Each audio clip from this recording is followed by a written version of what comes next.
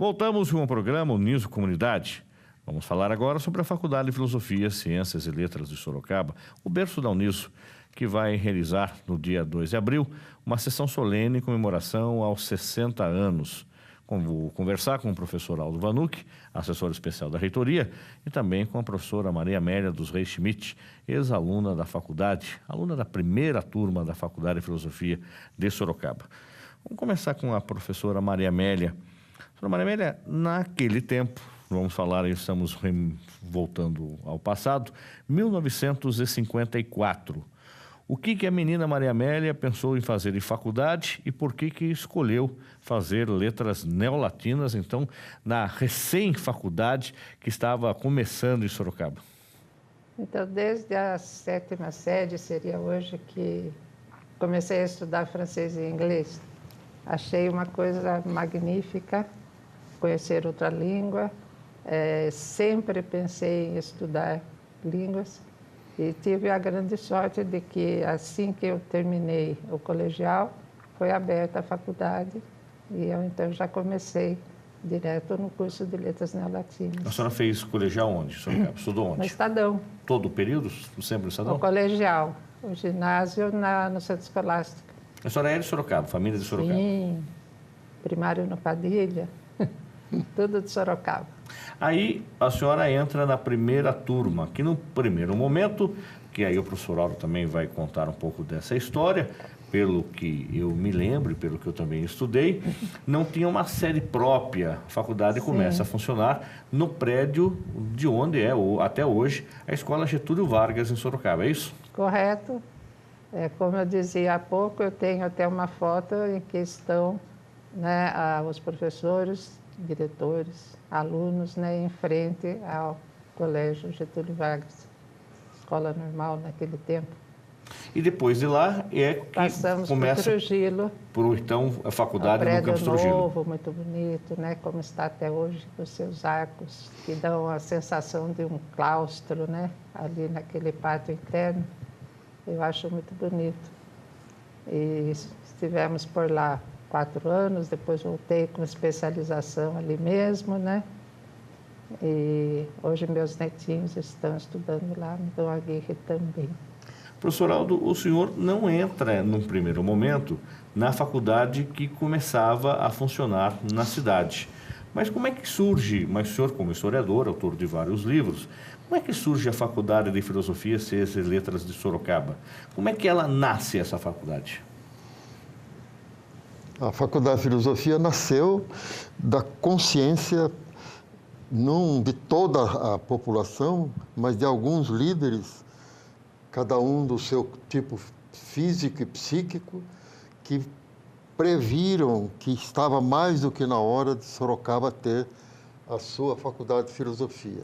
A de Medicina já havia sido inaugurada e funcionava já desde 1950, e aí o padre André Pieroni, um grande padre que estava acima do seu tempo pelas ideias, pela coragem, eu diria até pela ousadia de pensamento e de ação, conseguiu todo o apoio do bispo da época, nosso sempre lembrado Dom Aguirre, que apoiou totalmente a ideia.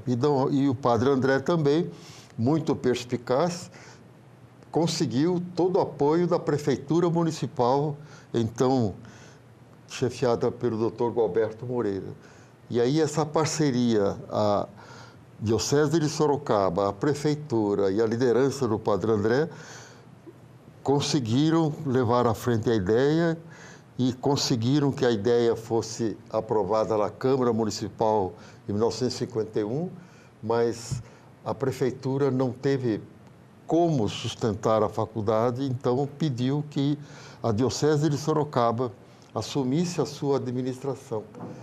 O que Dom Aguirre aceitou com aquela cláusula muito clara de que não seria dona da faculdade, mas faria um serviço à cidade e à região administrando a faculdade. E ela começou a funcionar em março de 54. Agora, professora Maria Amélia, naquele momento eram 2 cursos, Pedagogia e Letras Neolatinas. O que era Letras Neolatinas? É um curso que não existe mais, a gente conhece hoje o curso de Letras Português, curso de Letras Inglês, Letras Espanhol, foram enfim. separadas, né, as diferentes línguas. Então, neolatinas porque eram línguas derivadas ou evoluídas do latim, a língua mãe nossa, né?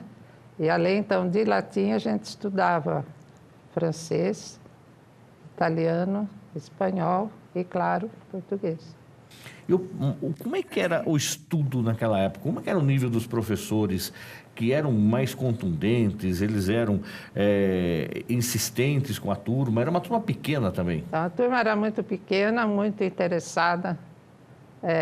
Então, a gente tinha um respeito muito especial pelos professores, tanto que, ao adentrar a sala, todos os alunos se punham de pé. Na né? faculdade, isso? Na faculdade, quando o professor entrava.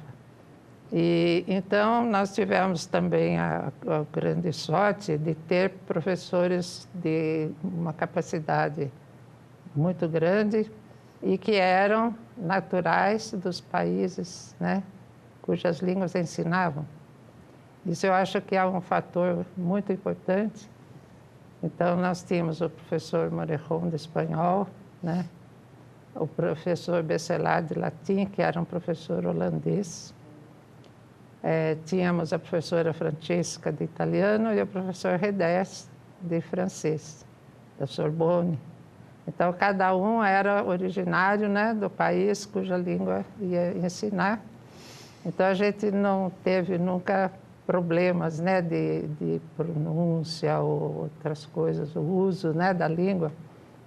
E era em alto nível o estudo, filologia, formação da língua, gramática toda, um estudo bastante profundo. Agora, esses professores, eles eram de Sorocaba, já eram residentes aqui, ou vinham de fora para dar aula? Não, eles vinham de São Paulo, né, para dar aula aqui, batiam a pé um pedaço da subida da colina da faculdade, porque o prédio era completamente fora, né, do centro e não havia condução como hoje, né?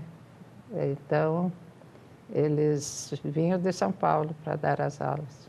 Professor Aldo, o senhor começa a ter um contato mais próximo com a Faculdade de Filosofia em 1958? Correto. Eu trabalhava ali ao lado do Estadão e pertíssimo do Municipal Getúlio Vargas. Eu trabalhava ali como professor. Me lembro que fui convidado até a dar aulas para vestibulandos da Faculdade de Filosofia. E depois, em 1958, fui convidado a trabalhar lá para lecionar História das Religiões. Me lembro também da aula inaugural da Faculdade de Filosofia, que foi no Estadão. Foi uma atividade solene, com o Cardeal de São Paulo presente, autoridades, o coral do seminário cantando. E eu assisti, então, de muito perto o nascer da Faculdade de Filosofia, até porque comigo trabalhava ali no seminário também Monsenhor Miziara, que foi o primeiro diretor da faculdade. E quando é que entra o curso de filosofia propriamente dito? Porque nós estamos falando que no primeiro momento que a faculdade inaugura, em 54, começa o curso de pedagogia e o curso de letras neolatinas, que a professora Maria Amélia é da primeira turma. E depois vem os cursos de filosofia, geografia e história. Quando é que esses cursos começam a funcionar? Começaram imediatamente depois, em 1955. Filosofia, geografia e história. E aí o corpo docente, evidentemente, se ampliou, o número de alunos também, mas, como a professora Maria Amélia lembrou, eram professores realmente de um nível muito alto. Basta lembrar, além dos que ela já citou, que vinham de São Paulo, pela Sorocabana, de trem, alguns mestres expoentes na cidade de Sorocaba, como o professor João Tortello, como o professor Valério Gozano, como o professor Rui Nunes, na área da filosofia. Agora, quando a gente fala também para para quem nos acompanha, o senhor falou que chegavam pela estrada de ferro Sorocabana, desciam na estação onde existe até hoje um prédio histórico tombado, e a professora Maria Amélia lembra que subiam a colina. Então, naquele lugar onde é hoje o campus Trujillo, que para muitos é o centro de Sorocaba, naquela época era uma região distante da cidade? Bastante distante. Acredito que eles viriam também de ônibus, não? Né? Que já havia naquela época, ligando Sorocaba e São Paulo. Mas a cidade tinha naquela época 100 mil habitantes. Agora tem mais de 600 mil. Então é uma evolução enorme, né? E a rodoviária de Sorocaba, onde que era? Não, era perto do mercado? Não existia uma rodoviária? Não havia, não.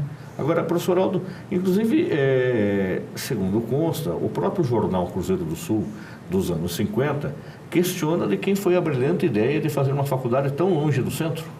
Existe essa manchete do jornal, não existe? Eu acho que existe. Mas como mais recentemente, quando se tratou de construir o Paço Municipal lá no Alto do Boa Vista, houve a mesma lenga-lenga, a mesma choradeira. E quando se tratou de criar a cidade universitária aqui na Raposo Tavares, nossa, quase caiu o céu para certas pessoas. E hoje a gente vê tudo é perto, pelos meios de comunicação, pelas vias melhoradas, a duplicação da Raposo, a Charúria ligando com a Castelinho, e os alunos, na sua grande maioria, com carro próprio, o que é um grande progresso e, não se esqueça de dizer, um grande problema. Sim. Doutora Maria Amélia, naquele momento que a senhora fazia a faculdade de filosofia, a senhora terminou a faculdade de letras neolatinas, a senhora já começa a atuar como professora? Sim, no último ano, quarto ano, que era da licenciatura, eu já fui convidada a dar aula no Estadão. Quer dizer, fazia 3 anos que eu havia saído de lá como aluna e já voltei como professora. Por quê? Porque não havia professores licenciados, né? Era raríssimo encontrá-los. Então, já comecei a trabalhar, eu tinha 20 anos, e aí fui até os 48 sem parar, dando aula de português. Sempre português? Sempre português. Mas, além do Estadão, a senhora ministrou aula em outras escolas também do Estado. Eu tive a grata satisfação de ter aula com a senhora no Padilha. Então, eu comecei a carreira no Estadão e terminei no Padilha, lá que eu me aposentei como professora de português. Então, eu trabalhei também 14 anos em Votorantim e gostei tanto do corpo docente como discente e nem me inscrevia para remoção, porque realmente eu não queria deixar a escola lá de Votorantim. A senhora nunca teve anseio de trabalhar em direção de escola, nunca, de ensino? A sua vontade, o seu desejo sempre era sala de aula? Eu sempre quis ser professora.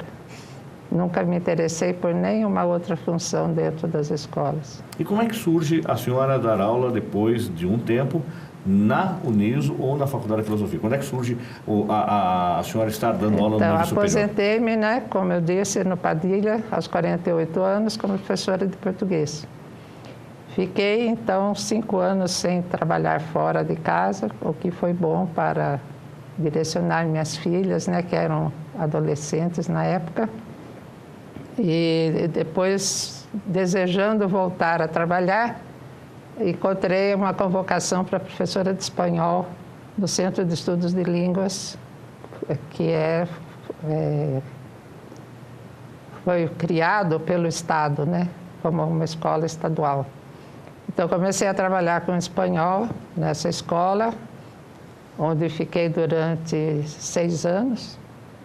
E então fui convidada a dar aula no curso de letras com espanhol, né? Parte oral e de redação de espanhol. E então fiquei 10 anos, né, trabalhando com espanhol na Uniso. E a senhora fez o mestrado também? Também. Aqui na Uniso também fiz o mestrado, que era uma exigência, né, do MEC para o corpo docente. Então, também fiz isso, apesar da idade que já tinha, fiz o mestrado. E a senhora hoje está aposentada, parou de ministrar aulas, há quanto tempo? Desde 2006, né?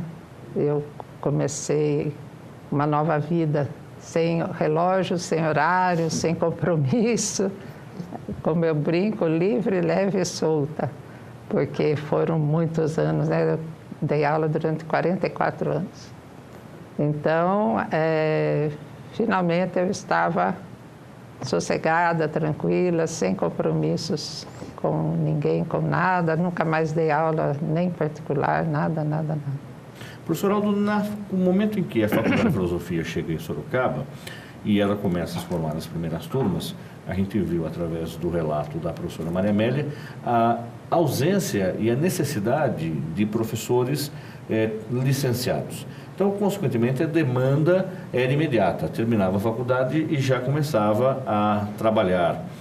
Algum professor de Sorocaba formado pela Faculdade de Filosofia, começa a se destacar também no cenário nacional?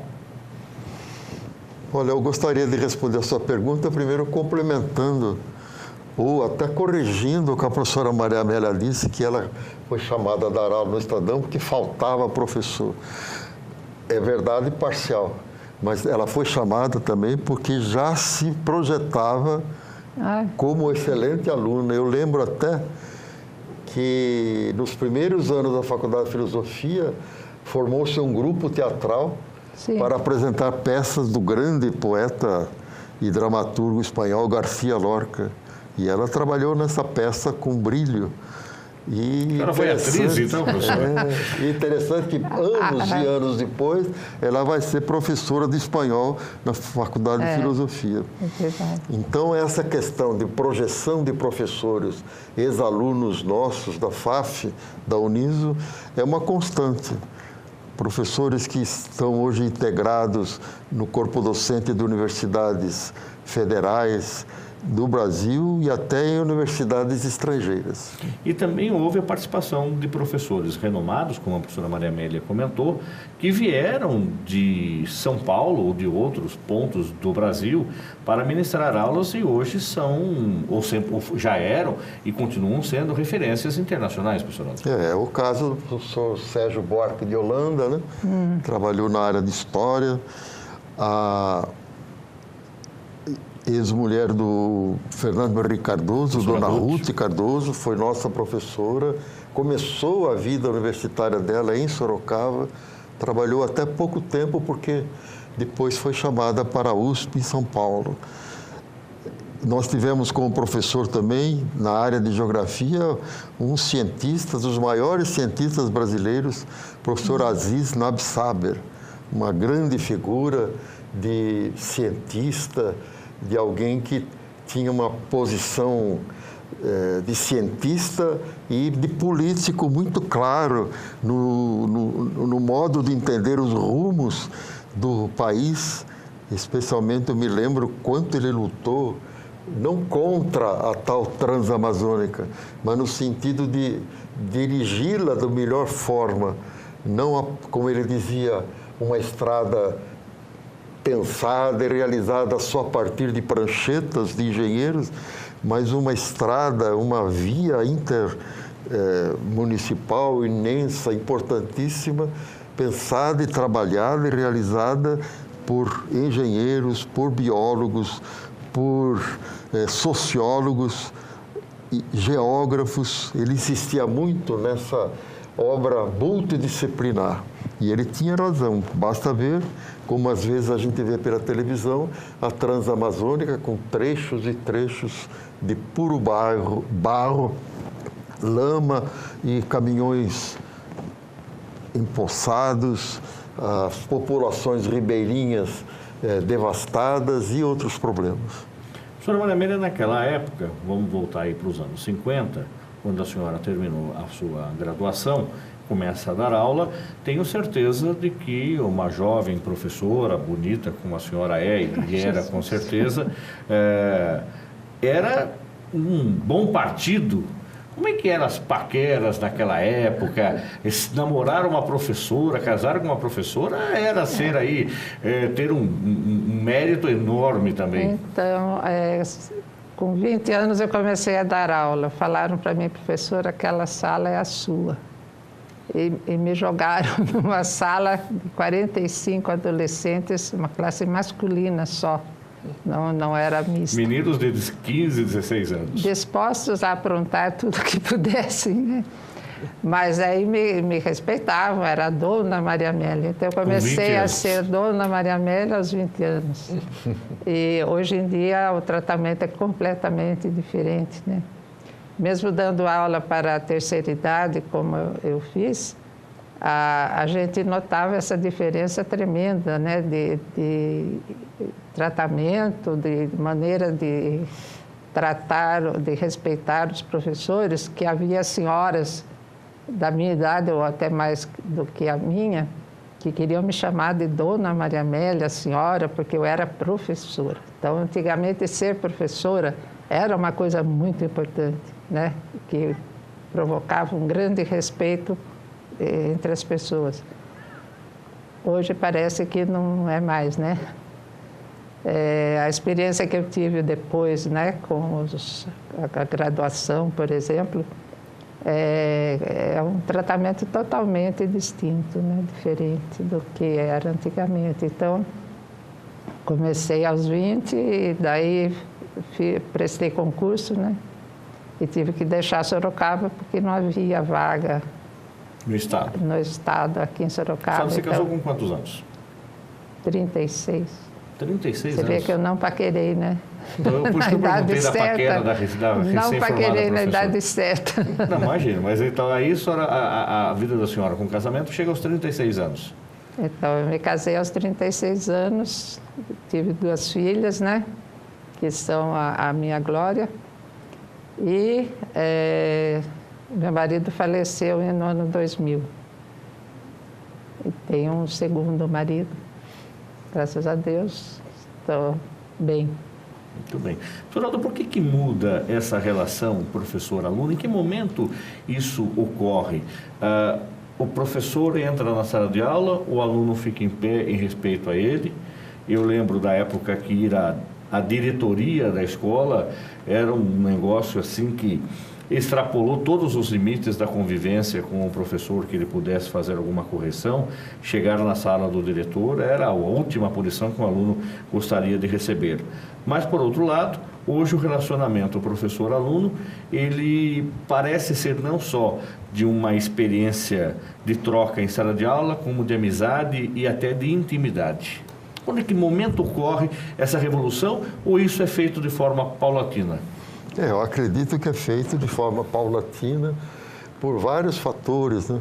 Um dos grandes fatores é que a sociedade brasileira, como no mundo inteiro, vai pouco a pouco perdendo o caráter rural e vai acentuando o caráter urbano. A própria cidade, antigamente, era quase que um posto fixo de vida. Hoje não, a cidade quase sempre é mais ambiente de passagem e não de paragem. Passagem no sentido que você, hoje mais do que nunca, está em Sorocaba, mas se liga a São Paulo, ao Rio, a Búzios, a Trancoso, a Las Vegas. Eu escuto meninas aí de 18 anos falando que vão se casar, não só lua de mel é Orlando, Miami, como também, esperando o primeiro filho, já falam em fazer o enxoval comprando lá, que é mais barato. Quer dizer, são coisas, situações impensáveis 40 anos atrás. Então, essa globalização, essa facilidade de intercomunicação pela internet, pelas redes sociais, tudo isso não acontece num momento, em 2000 e tanto. Isso vem acontecendo, vem sendo preparado pouco a pouco. Eu acredito que, então, do começo da Faculdade de Filosofia, 1954, para hoje, 60 anos, houve aí, em 60, em 70, lembre-se, 68, a Revolução, digamos, estudantil, universitária em Paris, repercussão no mundo inteiro. a ditadura brasileira, a superação disso, tudo isso são movimentos que vão mexendo com as famílias, com os pais cada vez menos donos dos filhos. Os filhos são nossos, mas não são propriedade nossa. Isso fica cada vez mais claro e, às vezes, abusivamente entendido, de tal forma que hoje é uma sala de aula, não é um picadeiro, não é uma feira, não é um mercado livre, mas é um ambiente assim que precisa ter o professor, já não digo showman, mas pelo menos um professor vivo e que não se apavore e não se deixe levar pelo pessimismo, pelo derrotismo e saiba se reestruturar pessoalmente com tudo que ele aprendeu antes para tratar da melhor forma essa situação. Professora Maria Amélia, voltando no tempo, há 60 anos, a senhora faria tudo de novo? Sem dúvida. Eu sempre trabalhei com muito prazer. Dar aula para mim foi uma parte da minha vida importantíssima, sempre, né? Eu sempre comentei que uma coisa que me deixava